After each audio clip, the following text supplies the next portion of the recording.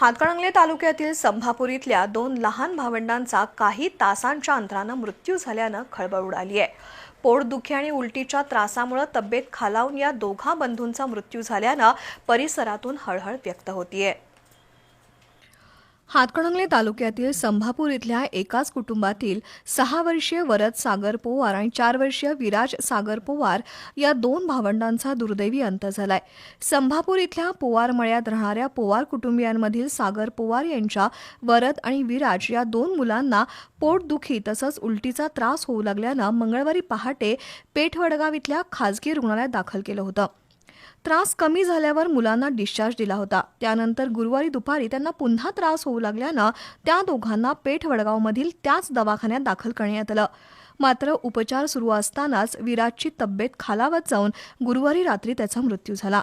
त्यानंतर वरदची तब्येत खालावल्यानं त्याला तात्काळ कोल्हापूर इथल्या खासगी दवाखान्यात दाखल करण्यात आलं। दरम्यान विराजच्या मृतदेहाचं पारगाव इथल्या ग्रामीण रुग्णालयात विच्छेदन केल्यानंतर त्याच्यावर अंत्यसंस्कार करण्यात आले। तोपर्यंत दुसरा मुलगा वरद याची प्रकृती चिंताजनक बनली आणि आज सकाळी त्याचाही मृत्यू झाला। अवघ्या काही तासांच्या अंतरानं दोन भावंड मृत्युमुखी पडल्यानं पोवार कुटुंबियांवर जणू आभाळ कोसळलंय। नातेवाईकांनी केलेला आक्रोश हृदय पिळवटून टाकणारा होता। दरम्यान या दोन्ही मुलांची आई पूजा सागर पोवार यांनाही कोल्हापूर इथं उपचारासाठी दाखल केलं होतं। त्यांची प्रकृती स्थिर झाल्यानंतर त्यांना डिस्चार्ज देण्यात आला।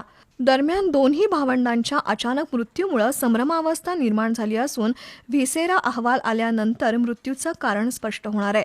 दरम्यान या घटनेमुळे संभापूरसह हातकणंगले तालुक्यामध्ये हळहळ व्यक्त होतीये।